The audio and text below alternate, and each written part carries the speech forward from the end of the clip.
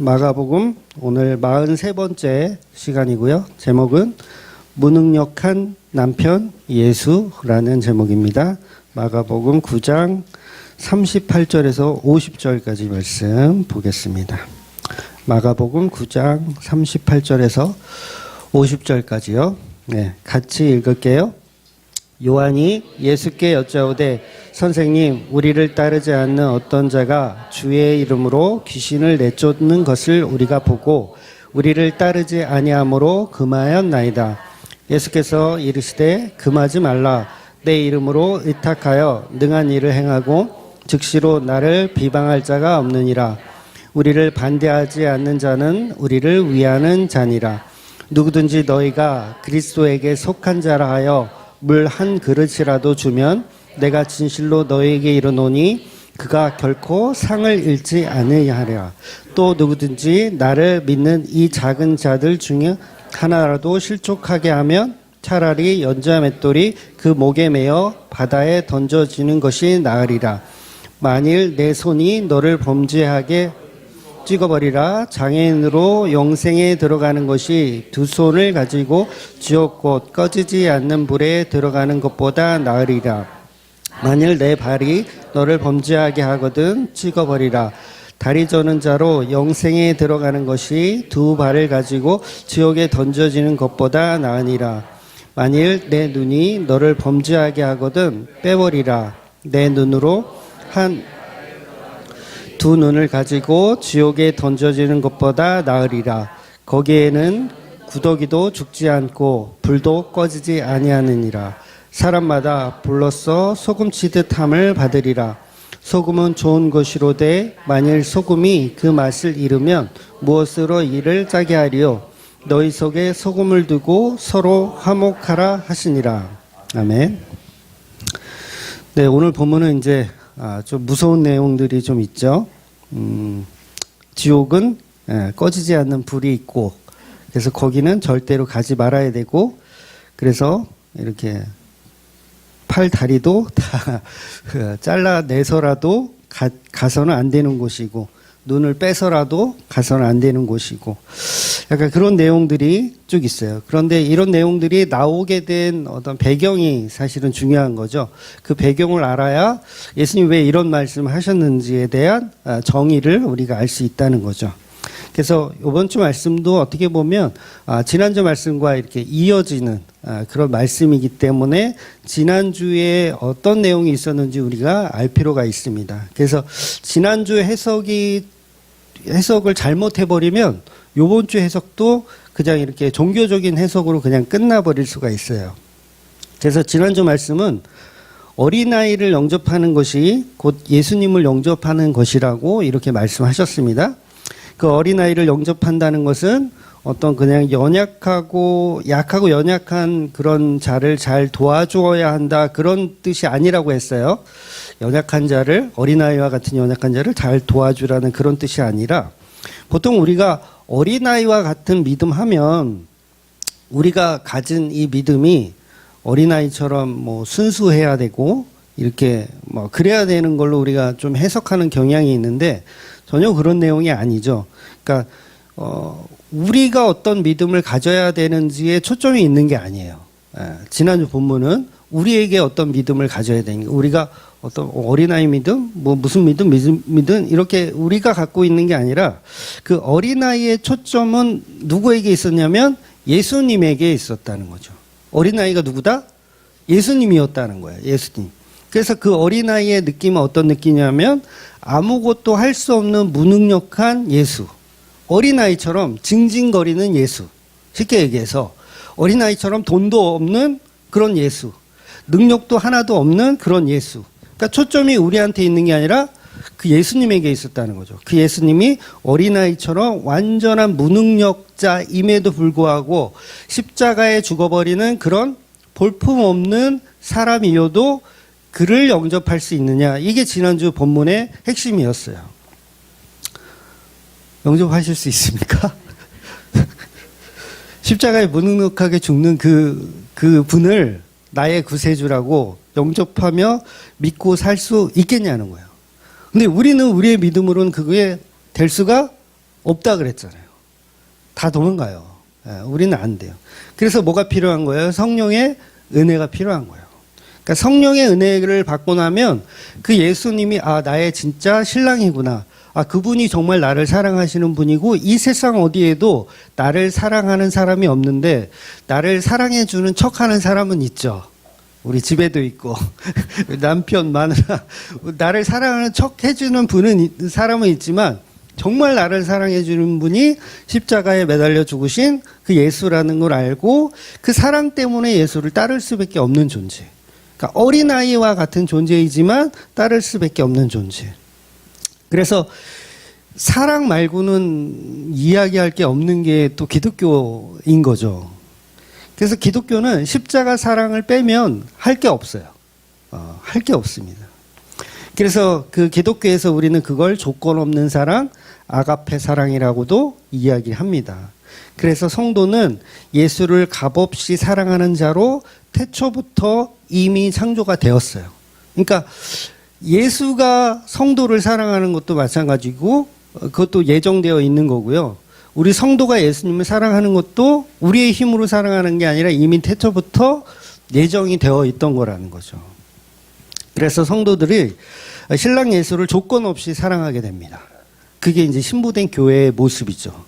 그래서 신부된 교회는 이 땅에서 새롭게 모집하는 게 아니에요.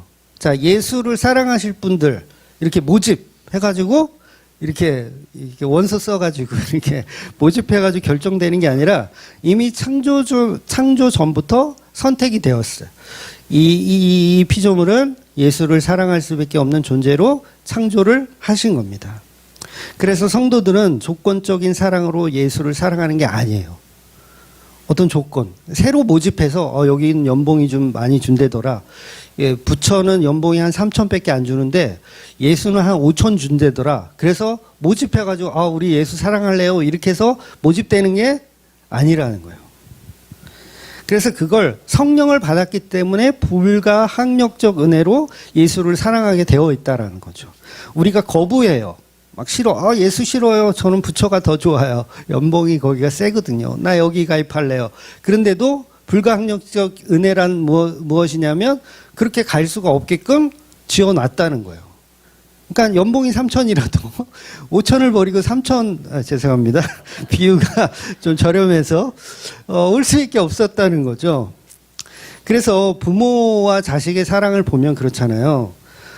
자식이 부모에게 용돈을 많이 주고 이렇게 효도를 많이 해야 물론 더 예쁘겠지만 그래야지 꼭 사랑하는 건 아니잖아요.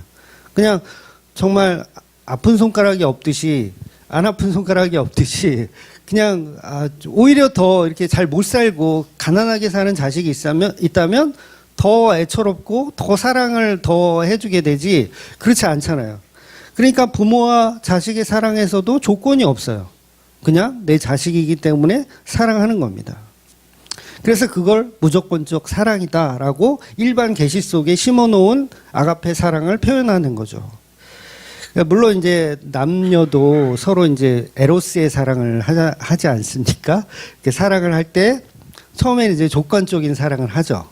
뭐 이 남자는 연봉이 얼마고 또 연봉 얘기하네. 연봉이 얼마고 또 미래의 가치가 어느 정도고 이런 걸 판단해서 조건이 맞으면 사귀고 그다음에 이제 만나다 보니까 괜찮다 싶으면 이제 결혼도 하게 됩니다. 그런데 나중에 이 두 부부가 진짜 사랑을 하게 된다면 점점 그 어떤 이유가 사라질까요? 아니면 더 많아질까요? 이유가 점점 사라지는 게 정답이에요. 그러니까 여러분은 어떠세요? 여러분 남편과 아내를 생각했을 때 처음보다 이유가 점점 줄고 있다. 그 아내나 남편을 사랑하는 이유가 점점 줄고 있다. 그러면 뭐예요? 사랑을 하고 있는 거고 점점 조건이 더 생겨. 이 남편이 좀 이랬으면 좋겠고 저랬으면 좋겠고 자꾸 생겨. 그럼 뭐예요? 아직도 사랑을 하지 않고 있는 거나 마찬가지인 거죠. 그래서 점점 조건이 없어지고 그냥 좋다. 그런 부분은 별로 없겠죠. 그냥 이유가 없이 그냥 좋다. 그러면 이제 100% 사랑에 거의 근접하고 있는 상황인 거죠. 우리 교회는 어떤 부부가 그런가요? 그래서 우리가 100% 사랑이 안 되니까 부부끼리 늘 불만이 있잖아요. 네. 불만 없나요? 불만이 있어요. 저것만 고쳤으면 좋겠다. 이 인간은 이것만 고쳤으면 좋겠다. 그렇지만 그걸 덮고 사는 거죠. 그냥 살아가는 거. 근데 실제로 정말 사랑하게 된다면 그런 조건이 필요가 없어지는 거예요. 점점. 그러니까 불만이 없어진다는 건 그만큼 더 사랑하고 있다라는 증거죠. 그러니까 내가 사랑하는 자식이, 아이가 접시를 깼다. 그러면 안 다쳤어? 큰일 날 뻔했다 이러는데 이 화상인 남편이 설거지를 하다 접시를 깨면 어떻게 해요? 에휴, 인간아. 이렇게 되잖아요. 그게 뭐예요? 조건적인 사랑을 자꾸 남편에게는 하고 있는 거죠. 그래서 부부가 잘 살다가도 이혼하는 경우가 있어요. 이혼을 하면 그거는 그냥 사랑이 부족해서 그래요. 사랑이 부족해서입니다. 그러니까 이혼한 부부들이 하나같이 그런 얘기들을 하잖아요. 무슨 성격 차이다. 가족 간의 갈등, 고부 간의 갈등이다. 어떤 사람은 돈 때문이다. 남편이 미래가 없이 그냥 무능력하다. 잠버릇이 나쁘다. 술버릇이 있다. 여러 가지 핑계를 대지만 실제로는 뭐냐면 그 사랑의 크기가 그 모든 조건들을 덮지 못하는 거예요. 사랑하면 그 어떤 갈등도 사실은 다 덮고 갈 수 있습니다. 그런데 그 사랑이 그 갈등을 덮을 만한 능력이 안 되니까 어떻게 하는 거예요? 네, 갈라서게 되는 거죠. 그래서 무슨 성격 차이다, 돈 문제다 이런 건 다 핑계고 결국은 서로 사랑하지 않는 것, 사랑이 부족한 것으로 이해하시고 혹시 이혼한 분이 계시다면 그냥 나는 여기까지 그 인간을 사랑했나 보다 라고 해서 그냥 끝내시면 되는 겁니다. 그래서 성도는 예수를 사랑한다는 것은 우리 능력으로 사랑할 수 있는 개념이 아니라는 거예요. 예수가 우리에게 무언가를 제공해 주셔서 사랑하는 것도 아니라는 거예요. 그러니까 초신자 때는 잠깐 그럴 수 있어요. 예수 믿으면 천국도 주고 축복도 주고 엄청 주는 게 많대더라. 그래서 예수를 믿어요. 근데 점점 그 사랑이 깊어지면 어때요? 이제 예수님에게 그 어떤 조건도 원하지 않게 되는 상황. 그래서 복음이 성숙해지면 정말 예수가 어린아이처럼 정말 십자가에 무능력하게 죽는 예수라도 그 예수의 사랑이 얼마나 큰지를 알기 때문에 그 예수를 끝까지 사랑할 수밖에 없는 거죠. 그래서 나를 위해 축복해주는 예수가 아니라 그냥 세상에서 아무런 힘이 없이 죽는 그 예수를 끝까지 사랑하는 거. 이게 바로 성령의 은혜로 예수를 알고 예수를 사랑하는 과정이라는 거예요. 그런 성도들은 예배하지 말라 그래도 예수님을 예배할 수밖에 없고, 예수님을 사랑하지 말라도 사랑할 수밖에 없고, 찬양하지 말라 그래도 찬양할 수밖에 없는 존재로 지음을 받아가는 겁니다. 그래서 그 사랑 안에 거하는 성도들은 예수와 함께 가시 면류관이라도 쓰게 되고 감당할 수 있게 되는 거예요. 심지어는 예수와 함께 십자가에 죽으라고 해도 죽을 수가 있는 자로 이렇게 성장하게 되는 거죠. 여러분, 저와 여러분은 어떠세요? 예수님이 지금 너 나와 함께 지금 십자가에서 죽자라고 했을 때 여러분은 어떻게 반응하실 거예요? 아직은 내가 그 사랑이 아직은 내가 부족해서 그것까지는 내가 안 돼. 그럴 수도 있어요. 그런데 정말 예수를 사랑한다면 그러죠 이렇게 갈 수밖에 없다는 거죠. 그래서 이렇게 무조건적으로 예수를 사랑하는 자, 곧 그 자가 하나님 나라를 사는 것이고 하나님 예수를 통한 하나님을 영접한 자로 살아가는 겁니다. 그래서 믿음, 소망, 사랑 이 세 가지 중에서 무엇이 제일이라 그랬어요? 사랑이 제일이라고 했던 거예요. 그러니까 사도 바울은 이미 무조건적 사랑이 무엇인지를 알았기 때문에 성령을 통해서 알았기 때문에 고린도전서에서 사랑장을 기록하면서 믿음, 소망보다 더 우월한 것이 사랑이다라고 얘기한 겁니다. 그래서 우리는 믿음으로 구원을 받고 소망으로 이 땅을 버티며 살아가지만 그 믿음과 소망도 결국은 사랑이 전제되는 것이 아니라면 울리는 꽹과리에 불과하는 거예요. 그러니까 종교 생활하는 사람들이 예수를 사랑하지도 않으면서 믿음과 소망으로 이 땅을 살아가요. 그러면 어떤 현상이 일어나면 결정적인 순간에 예수를 알아보지 못하게 된다는 거예요. 그래서 무조건적 사랑에는 이유가 없죠. 이유가 없어요. 그냥 그렇게 창조가 되어버린 거예요. 그래서 그걸 하나님의 선물이다라고 하는 거예요. 내가 예수를 사랑하는 게 하나님의 선물이에요. 내가 예수를 사랑해서 예수를 믿고 예수를 소망하는 게 내가 내 능력으로 그걸 만들어낸 게 아니라 하나님이 나에게 주신 선물이라는 거죠. 그래서 성도는 이유 없이 예수를 사랑하게 되는 거예요. 그래서 그걸 이제 제가 속된 말로 미쳤다라고 표현하는 거죠. 미친 사람들이 예수를 사랑해요. 왜? 십자가에 무능력하게 죽는 예수를 왜 사랑해요? 정신이 나가도 많이 나갔죠. 그런데 그 왜 그런다고요? 하나님이 선물로 주셨기 때문에 그런다는 거예요. 아담이 에덴 동산에서 지음을 받았는데 이제 혼자 살았어요. 처음에는 혼자 살다가 이제 하나님이 아담이 혼자 사는 것이 좀 안타까워서 하와를 이제 아내를 만들어 주죠.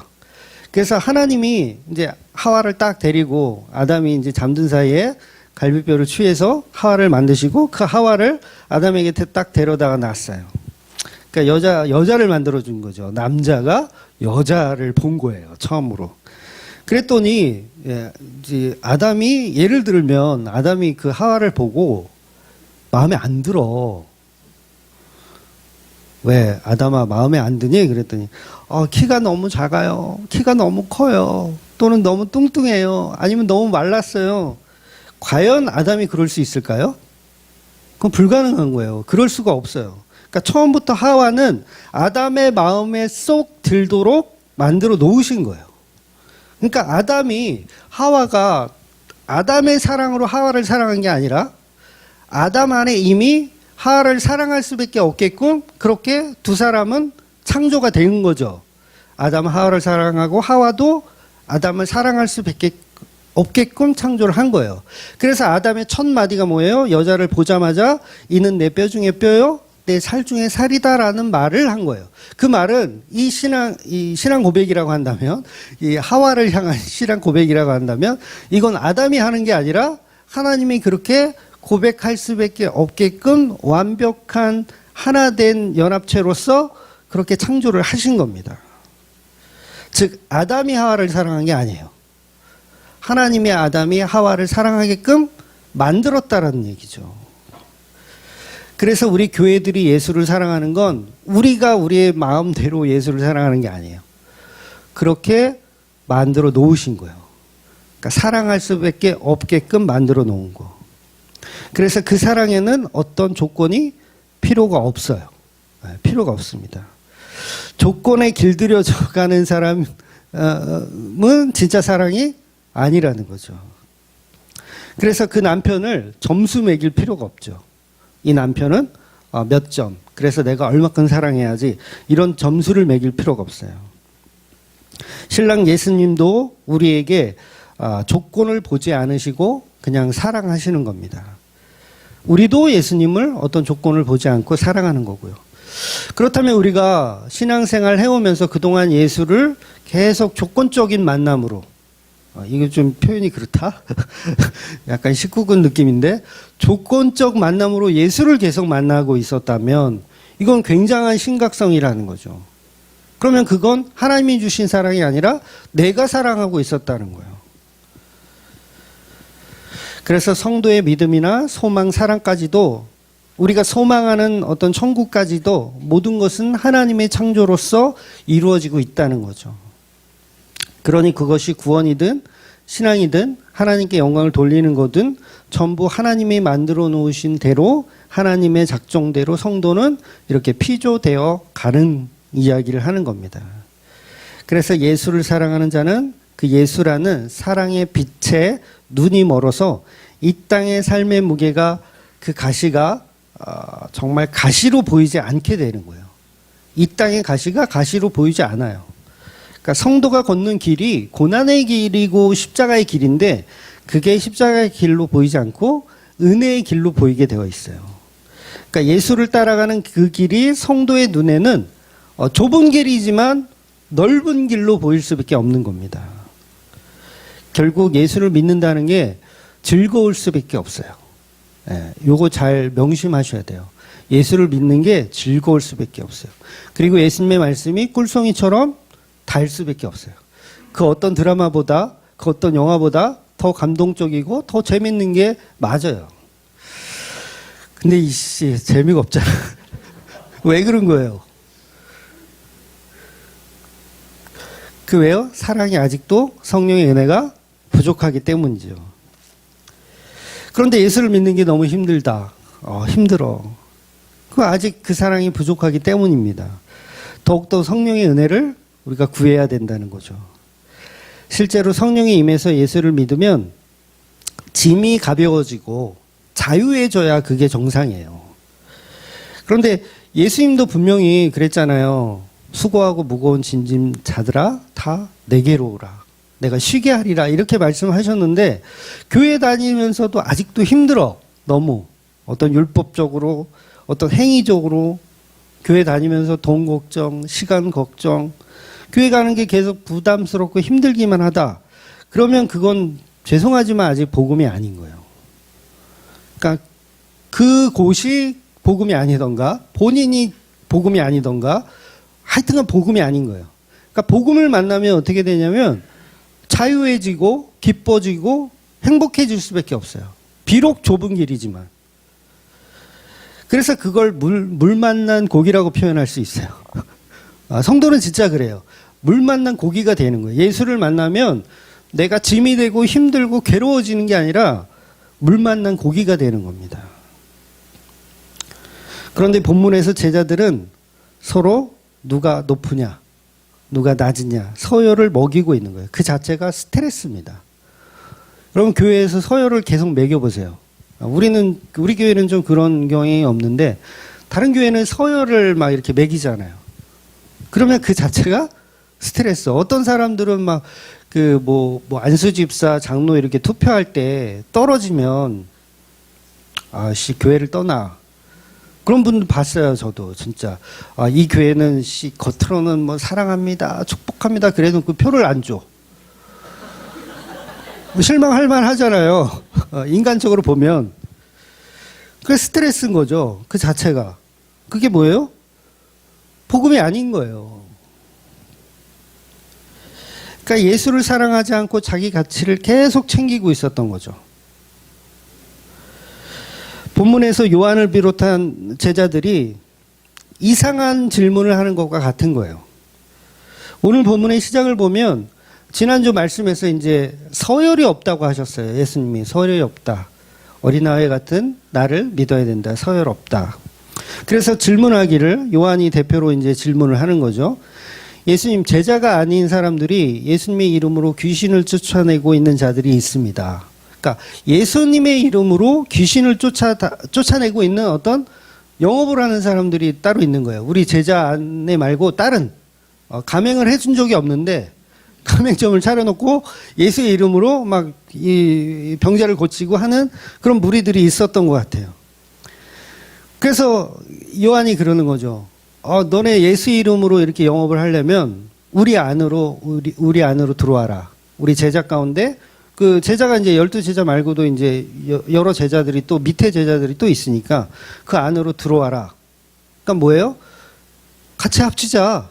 그러니까 한마디로 이제 서열이 이렇게 영업 따로 하지 말고 같이 하자. 그래서 우리 밑으로 들어와라. 이거예요, 한마디로. 그래서 요한은 그것을 예를 들어 가지고 그들보다는 우리가 그래도 서열이 높지 않느냐 이런 걸 묻고 싶은 의도가 있었던 거예요. 그 밖에서 이렇게 예수의 이름으로 행동하는 그 사람보다는 우리가 서열이 있지 않냐. 그러니까 12제자 중에서 누가 높으냐 누가 낮으냐 요거 혼났잖아요. 요거 하지 마라 혼났잖아요. 그러니까 12명을 다 가치 있게 보는 거예요. 가치 있게 보고 나머지들은 우리보다 서열이 낮은 거 아니냐. 그래서 우리가 그들을 못하게 했다. 예수의 이름으로 귀신 쫓아내는 일을 못하게 했다. 우리 본문 한번 읽어볼게요. 9장 38절 한번 읽어볼게요. 요한이 예수께 여짜오되 선생님 우리를 따르지 않는 어떤 자가 주의 이름으로 귀신을 내쫓는 것을 우리가 보고 우리를 따르지 아니함으로 금하였나이다. 네, 지금 말씀드린 그 내용인 거예요. 요한의 의도는 우리를 따르지 않았으면 예수의 이름으로 장사를 하는 그 가짜들, 그 가짜들 맞아요. 가짜들입니다. 가짜들이에요. 근데 그들보다는 우리가 더 예수의 이름으로 귀신을 쫓아내고 있으니까 우리가 더 우월하지 않습니까? 요런 칭찬을 사실은 듣고 싶어서 예수님한테 질문을 한 거예요. 그러면 예수님이 이 질문을 받으셨으면 그런 놈들이 있었어? 아니 내 이름으로 귀신을 쫓아내는 내가 모르는 사람, 모르는 이런 무리들이 있었어? 그래서 못하게 했다고? 잘했구나. 잘했어. 예수님 들으시고 이렇게 칭찬을 해주셔야 맞거든요. 정황상 보면 사복음서를 다 읽어보신 분은 아시겠지만 정황상 보면 예수님 분명히 이 요한의 질문에서 칭찬을 해주셔야 돼요. 야, 내 이름으로 장사를 하는 놈들이 있었구나. 그 놈들 더 혼내주지 그랬어. 그러니까 요한과 이 제자들은 예수님이 이런 반응을 하실 줄 알고 상급이 없다고 하니까 이 얘기를 툭 던진 거예요. 그래도 뭐라도 점수라도 따보고 싶은 마음에 이 얘기를 한 겁니다. 그런데 예수님은 뜻밖에도 그들을 그냥 놔둬라 이렇게 말씀하시는 거예요. 오히려 그들을 가짜라고 박해를 하지 말고 오히려 박해를 하지 말고 뭘 하라고 하냐면 물을 떠다 주래요. 물을 떠다 주란 말은 뭐예요? 오히려 더 열심히 하라고 이렇게 도와주란 얘기죠. 왜? 예수 밖에 있는 가짜 사역자들에게 물을 떠다 주면서 오히려 더 열심히 하라고 그렇게 하라고 예수님 이야기하는 거예요. 예수님 평소와 다른 메시지를 지금 말씀하시는 거거든요. 그래서 평소에는 분명히 나를 따르지 않는 자들은 나의 반대자요 이렇게 말씀하셨어요. 그러니까 나와 함께 모이지 않는 자들은 다 해방꾼이요 이러셨단 말이에요. 평소에는. 제 말이 거짓말인 것 같으니까 마태복음을 한번 찾아볼게요. 마태복음 12장 30절을 볼게요. 네, 같이 읽을게요. 나와 함께 아니하는 자는 나를 반대하는 자요 나와 함께 모이지 아니하는 자는 해치는 자니라. 그렇죠? 나와 함께 하지 않고 딴 데서 영업을 하면 그건 나쁜 놈들이라고 지금 예수님 분명히 마태복음에선 말씀하고 있어요. 그러면 오늘 본문하고 정반대의 이야기를 예수님이 하시는 거잖아요. 그래서 오늘 본문의 해석이 어려운 거예요. 그러니까 오늘 해석을 잘못해버리면 어떡하냐면 예수 밖에 있는 자들도 다 칭찬을 해주고 다 도와줘라 이렇게 오해를 할 수밖에 없어요. 그런데 오늘 본문은 그런 얘기가 아닙니다. 예수 밖에 예수의 이름으로 자기 가치를 챙기고 있는 자들을 도와주라는 이야기가 아니에요. 그러니까 예수의 이름으로 소위 말해서 신유은사를 하는 곳에 이렇게 쫓아다니면서 거기 물 떠다 주라는 게 아니에요. 우리 옆 교회에 이제 신유은사, 치료 대성회 이래서 막 용한 목사 뭐 3일 금식 치료 기도회 딱 이렇게 플랜카드 걸렸어. 그럼 우리 다 가서 막 박수 쳐주고 물 떠다 주고 이거 하라는 얘기가 아니에요. 반응들이 그런 얘기가 아닙니다. 그러니까 본문이 말하고 싶은 건 뭐냐면 여전히 자기 가치를 챙기고 있는 제자들을 혼내주기 위해서 역설적으로 그들을 도와주라는 얘기를 하는 거예요. 제자들을 혼내기 위해서. 그러니까 쉽게 말해서 요한이 그 가짜들에게 당신들이 예수의 이름으로 귀신을 쫓아내는 일을 하니 우리의 제자가 되어라 했더니 그들이 싫다고 했거든요. 그들이 싫다고. 그래서 예수 이름으로 그럼 하지 마. 이렇게 이 대화가 됐었던 거예요. 그래서 제자들은 예수의 이름으로 귀신을 쫓아내면서 우리와 함께 앉는 자들을 금했다는 것, 요거 잘한 건데 그 금한 이유가 뭐였냐면 그게 복음적인 이유가 아니었다라는 거예요. 제자들은 뭐 때문에 금한 거냐면 자기들의 서열과 자기들의 저작권을 위배했다라는 이유로 금하게 했다라는 거죠. 근데 그 금하게 한 그 결과는 문제가 없지만 그 과정이 이미 틀려먹었다는 거죠. 그래서 예수님은 그럴 바에야 도와줘라. 이렇게 말씀하시는 거예요. 그러니까 제자들은 뭐예요? 쉽게 말해서 자기 밥그릇을 건드렸다라는 의도를 품고 있었던 거예요. 예수님은 그걸 꿰뚫어 보신 거죠. 아, 요것들이 아주 개수작을 부리고 있네. 그런 식으로 꿰뚫어 보신 거죠. 그래서 예수라는 이름은 우리가 사용하는 마법의 주문서가 아니라는 거예요. 제자들만 사용할 수 있는 마법의 주문서가 아니다. 어찌 너희처럼 예수와 상관도 없는 가짜들이 예수의 이름으로 병을 고치는가? 왜 영업하고 있는가? 요것을 자꾸 제자들은 이렇게 자기 가치로 챙기고 싶어 했던라는 거죠. 쉽게 얘기해서 가맹비를 받아야 되겠습니다. 이 얘기를 하는 거죠. 비록 우리가 그 제자들은 이날 병자를 못 고쳤잖아요.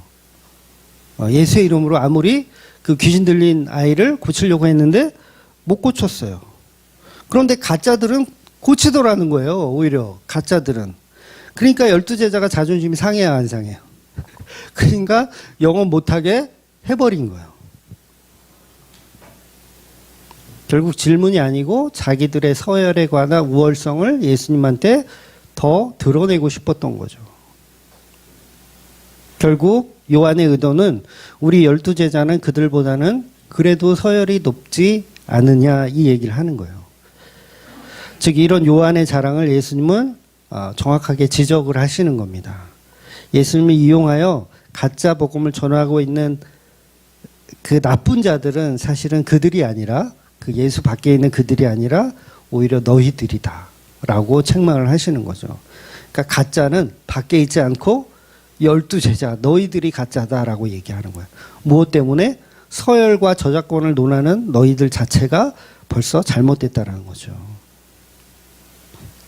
그러니까 외부인들은 무지해서 그럴 수 있어요. 무지해서. 그러니까 너희는 알 만큼 아는 놈들이 똑같이 그러면 어떻겠냐라는 이야기를 하는 거죠. 그래서 높아지려고 하면 낮아져야 되고 얻으려 하면 버려야 되고 그 말씀을 예수님이 하시는 거잖아요. 그러니까 예수를 이용해서 큰 자리에 한번 차지하겠다는 너희가 사실은 그들보다 더 악한 죄인이고 가짜들이라는 말씀을 하시는 거예요. 그러니까 실제로 장사는 누가 하고 있는 거였어요? 제자들이 하고 있었던 거예요. 예수를 이용해서 장사를 하고 있던 건 제자들이었다는 거예요. 그러니까 예수를 이용해서 국무총리가 되고 싶은 야고보와 요한. 나중에 또 나와요. 야고보와 요한 이야기가 또 나옵니다. 제자들 모두가 누가 높은가를 토론하고 있었어요. 예수의 이름으로 장사를 하고 있었던 거죠. 그러니까 우리가 훌륭하다고 생각하는 거예요.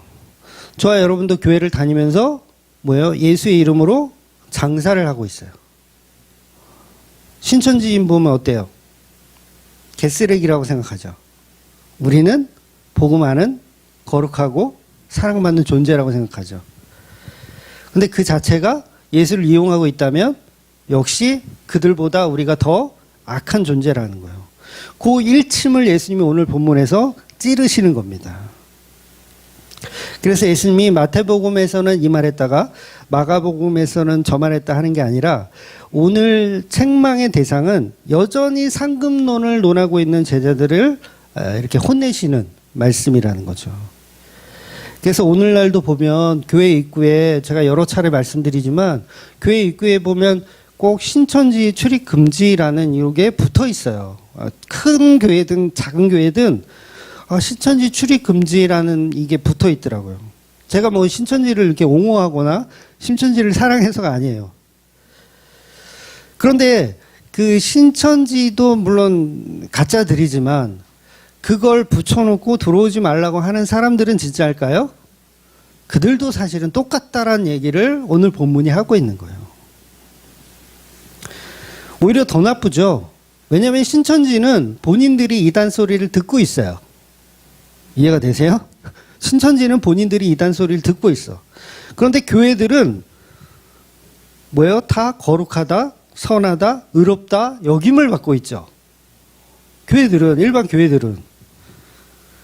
그러니까 실제로 장사는 누가 더 열심히 잘하고 있는 거예요. 신천지보다 일반 교회들이 사실은 더 예수를 이용해서 장사를 더 잘하고 있는 거죠. 그래서 죄의 무게로 보자면 그냥 신천지나 일반 교회나 뭐 저와 여러분이나 사실 다를 게 없어요. 죄의 무게는 거의 똑같아요. 뭐 신천지라고 더 깊은 뭐 무간지옥에 들어가고 뭐 그런 걸까요? 그렇지 않아요. 그래서 우리 모두가 죄인으로 드러나는 게 목적이어야 된다는 거죠. 그래서 예수님의 제자들이나 예수님의 이름으로 장사를 하고 있는 외부인들이나 죄의 무게는 다를 것이 없다는 거예요. 그러니까 우리는 신천지 같은 이단들에게 십자가 복음을 전할 생각이 없는 거죠. 출입 금지를 왜 써놓은 거예요? 우리는 신천지에게 복음 전할 생각이 없다. 달리 말하면 그런 거잖아요. 차라리 접근하지 마라.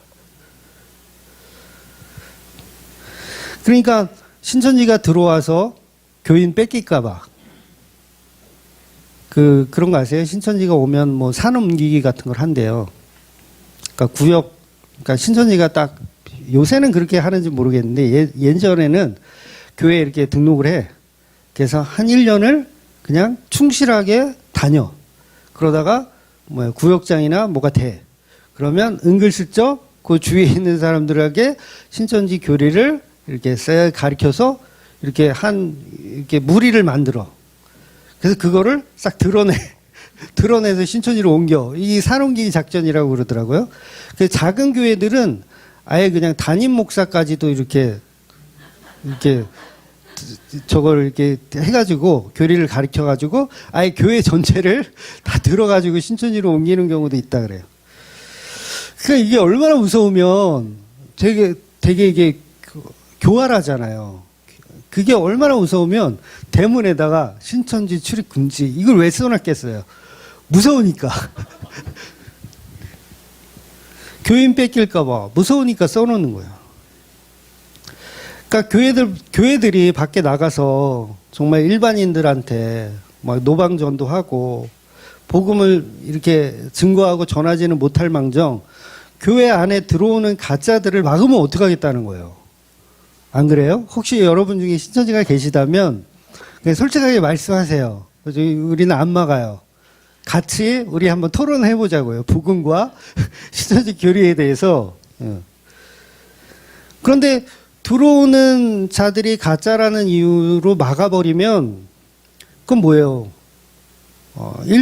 복음을 전할 생각이 없다라는 거죠. 그런데 교회 안에 들어오는 그 사람이 어떤 사람이든 그가 신천지인이든 아니면 구원파든 아니면 스님이 들어온다고 해도 여러분 막아서는 안 돼요. 스님이 들어와서 시주 조금 하고 그 다음에 복음을 알려줘야죠. 십자가 복음이 뭔지 알려줘야지 그냥 들어오지 말라고 이렇게 해버린다는 건 우리만 옳고 그들은 지옥 가도 마땅한 자들이다라고 생각하는 거예요. 그렇잖아요. 신천지 지옥 가도 마땅한 자들, 통일교 지옥 가도 마땅한 자들. 우리 생각에는 늘 그런 게 있어요. 그러니까 그걸 붙여놓는 거예요. 들어오지 말아라. 그런데 예수님이 오늘 말씀에서 그것을 금하지 말라고 말씀하시는 거예요. 그 얘기는 뭐냐면 그들에게도 복음이 분명히 필요하다는 얘기를 하시는 겁니다. 그러니까 물을 떠다 주라는 의미가 뭐예요? 물을 떠다 주라는 의미는 결국 예수라는 생수를 그들에게도 먹여줘야 할 의무가 우리에게 있다라는 말씀을 하는 거예요. 결국 이단 사이비들에게도 예수라는 생수를 먹일 수 있는 자들에게 상이 있다. 그 상은 뭐예요? 잘했다. 차등상금론이 아니라 그것이 옳다라고 말씀하시는 거예요. 즉 예수와 함께 하지도 않으면서 예수 이름으로 병자를 고치는 그것은 잘못된 것이지만 그들도 구원받을 만한 사람이 있기 때문에 뭐예요? 물을 떠다 주라는 이야기를 하는 겁니다. 그런데 무조건 상종하지 않고 거리를 끊는 것은 옳지 않다라는 거죠. 어차피 성령이 임하시고 십자가 복음을 알게 되면 제자들이 다 찾아다니면서 전도해야 될 대상이에요. 그들도. 그러니까 예수 이름으로 지금 병자를 고치고 있는 그 사람들도 어차피 12제자가 다 나가서 나중에는 다 전도해야 될 대상이라는 거죠. 그러니까 신천지인들도 사실은 우리가 다 전도해야 될 대상들이에요. 한국교회가 얼마나 이 모양 요꼴이 됐으면 신천지가 그렇게 부흥합니까? 통일교나 뭐 하나님의 교회가 요새는 아주 대박이라고 그러던데 왜 그렇게 이단 사이비들이 왜 이렇게 잘 돼요? 기존의 일반 교회들이 제대로 못하고 있으니까 그걸 잡아낼 수 없는 거예요. 아까 말씀드렸죠.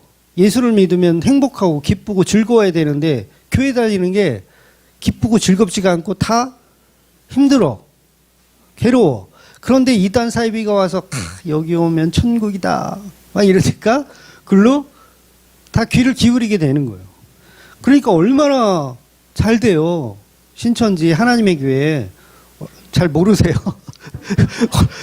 얼마나 잘 되는지 몰라요. 건물을 막 하나님의 교회는 뭐 교회가 부도 나서 매각됐다 그러면 다 사들여. 돈이 얼마나 많은지. 그게 무슨 얘기예요? 잘 된다는 얘기잖아요. 그럼 왜 이렇게 잘 돼요? 일반 교회에서 복음을 제대로 못 가르치고 있으니까 그런 거예요.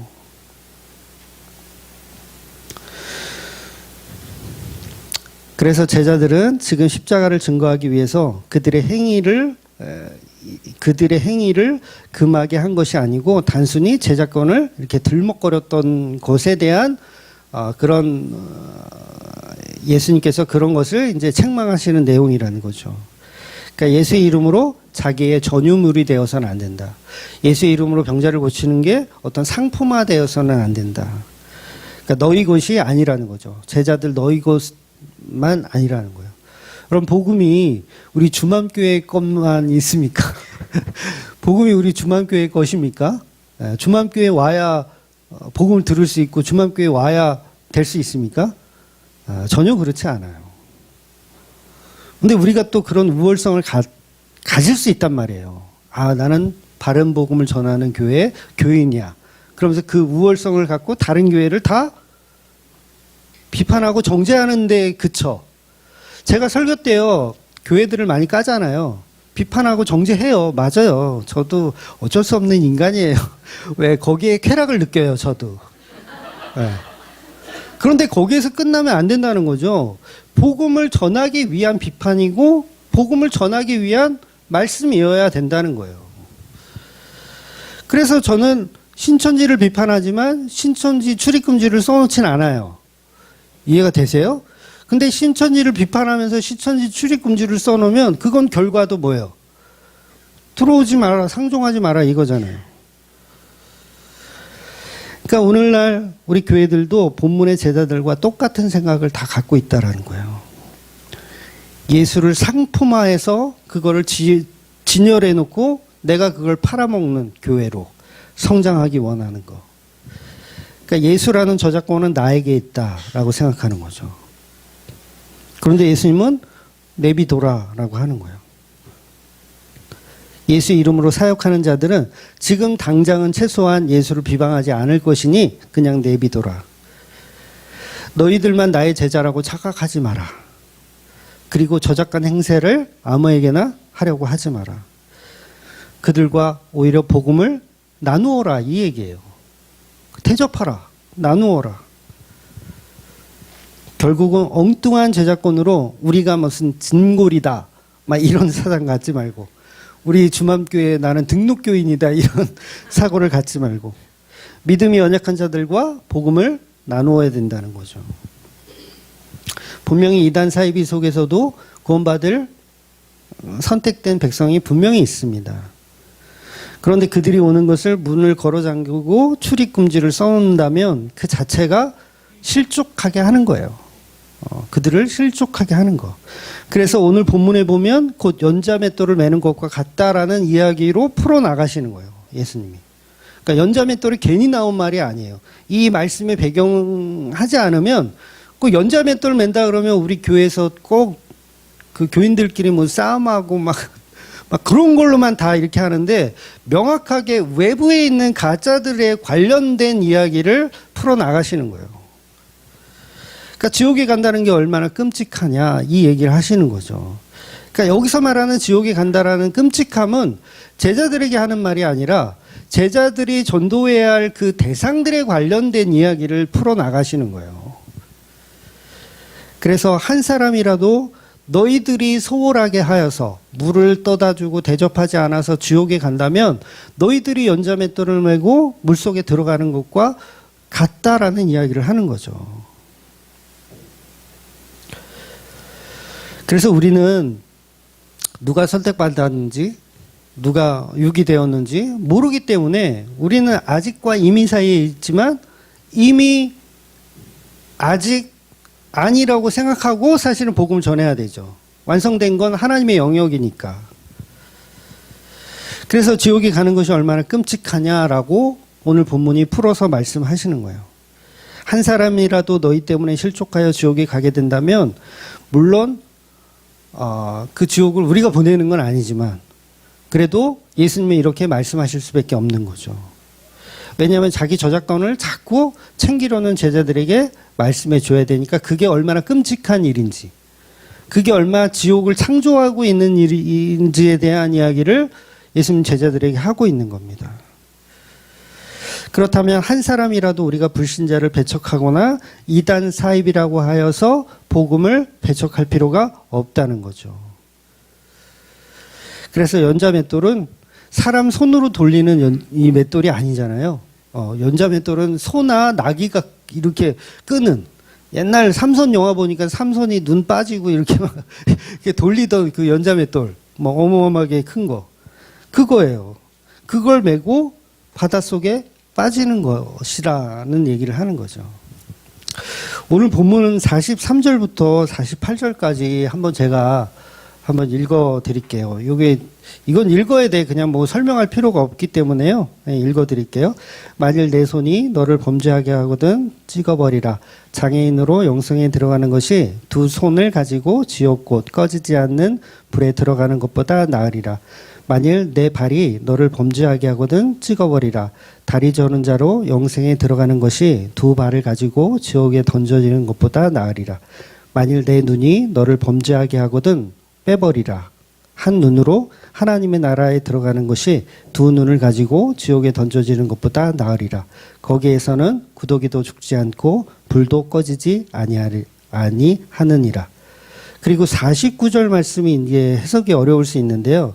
48절과 연결해서 봐야 해석이 됩니다. 예, 따로 보면 해석이 안 돼요. 그러니까 49절은 뭐냐면 사람마다 불로써 소금 치듯 함을 받으리라. 요 말씀이 있어요. 그러니까 사람마다 불로써 소금 치듯 함을 받으리라. 그러니까 무슨 얘기인지 어렵죠. 앞에 거랑 연결하지 않으면 안 돼요. 48절은 구더기도 죽지 않는 불도 꺼지지 않는 곳이 지옥임을 표현하고 있기 때문에 말 그대로 49절은 꺼지지 않는 불에 절여진다라는 표현을 하는 거예요.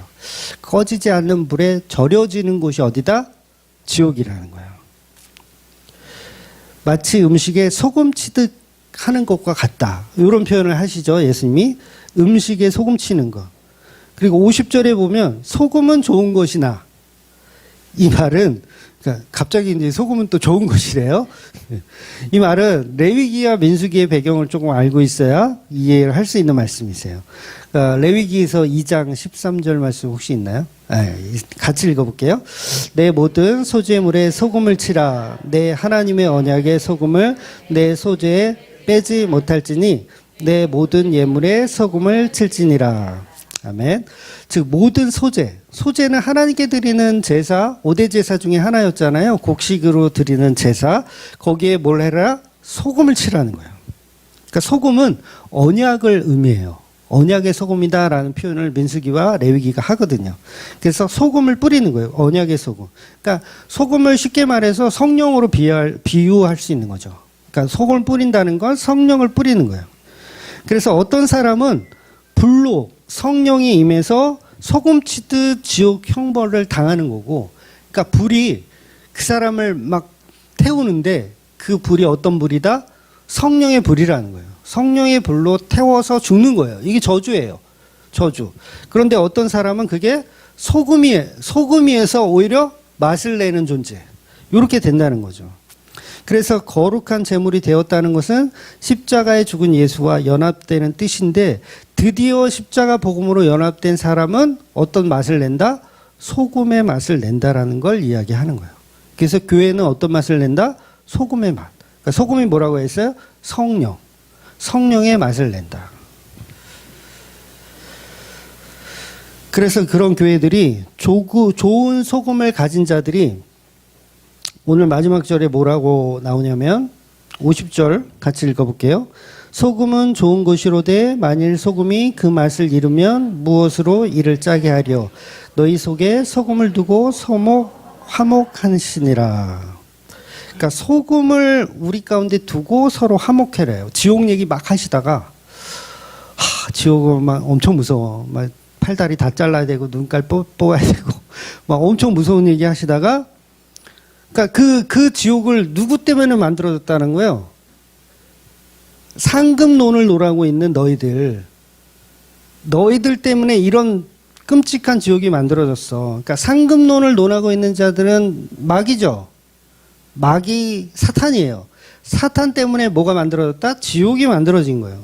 지옥이 만들어져서 거기서 불로 소금치듯 다 죽는데 진짜 성령으로 성도들은 소금침을 당하는 어떤 또 다른 성도들이 있는데 그들은 뭐예요? 소금침을 서로 소금을 뿌려요. 우리가 보통 이제 이 속세에서는 이걸 재수 없을 때 소금을 뿌린다고 하는데 우리 기독교에서는 소금을 뿌리는 게 뭐예요? 성령을 뿌리는 거예요. 그러니까 교회들이 맛있는 소금을 서로 뿌려주는 거죠. 이렇게. 그러니까 신천지가 들어왔어. 그럼 뭘 해야 돼요? 소금을 뿌려야죠. 재수 없다고 소금을 뿌리는 게 아니라 성령의 소금으로 뿌려서 어떻게 해라? 화목하게 되어라. 그러면 연자맷돌이 이제 치워지는 거죠. 우리 안에. 그런 개념의 말씀들이라는 거예요. 오늘 말씀 좀 어렵나? 그래서 그 소금을 두고 서로 화목해라. 소금은 곧 성령이니까 성령을 서로 나누어라.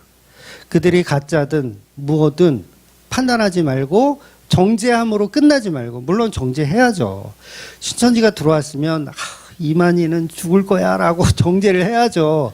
그 틀렸어 라고 얘기를 해야죠. 그렇지만 그걸로 끝나는 게 아니라 소금을 치고 성령의 은혜로 같이 화목하게 예수를 증거하는 그런 복음을 전해야 된다는 거죠. 안 그러면 그 사람 어떻게 되니까? 지옥불에 들어가니까.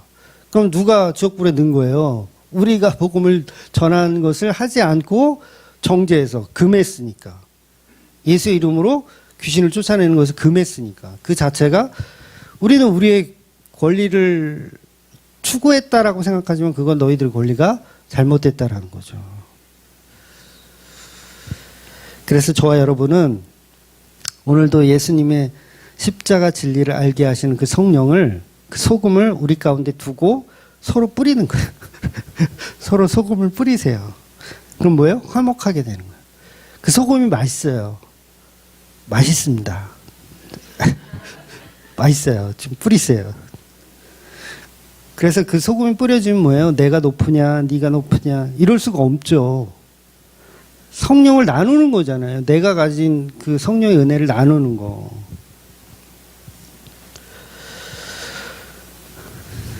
그래서 소금이 맛을 잃으면 어떻게 돼요? 재미가 없어. 소금이 뿌리기는 뭔가 자꾸 뿌려. 근데 이게 맛이 하나도 없어. 그럼 어떻게 해요? 그냥 다 버리는 거지 뭐, 그 소금이. 설렁탕에 소금 없이 먹어보세요. 맛이 없어요. 저는 김치 국물도 막 넣고 이렇게 먹거든요. 깍두기 국물 이렇게 넣고. 안 넣으면 그거 무슨 맛으로 먹어? 후춧가루도 막 넣고. 그래서 소금이 없으면 교회 갈 맛이 안 나요. 성령이 없으면 교회 갈 맛이 안 나는 거예요. 그러니까 뭐예요? 교회를 억지로 다니는 거예요. 억지로. 소금이 없는데도, 소금이 없는 교회가 있잖아요. 소금이 없는데도 억지로 다니는 거예요, 그냥. 맛대가리 하나도 없어. 그냥 밋밋해. 이건 김치 깍두기도 없이 설렁탕을 소금도 없이 후춧가루도 없이 먹는 기분이야. 그런데 비록 세상에서 볼 때는 보잘것 없지만 정말 소금의 그 맛이 있기 때문에 그 예수라는 그분이 정말 무능력한 예수여도 그 안에 소금이 있어요. 그렇잖아요. 예수 안에 소금이 있어요. 그 소금이 계속 나와. 그래서 그 소금을 나누는 교회에 가면 맛있어요. 맛있어 오늘. 그래서 복음 모른다고 해서 문전박대를 하는 게 아니라 소금은 좋은 것이니 소금이 없는 자에게 소금을 나누라는 겁니다. 재수없다고 소금 뿌리지 말고, 재수없다고 소금 뿌리지 말고 성령이 주시는 그 소금, 그 은혜를 함께 나누며 살아가시는 저와 여러분이 되시기를 주의 이름으로 축원드리겠습니다. 아멘. 기도하겠습니다.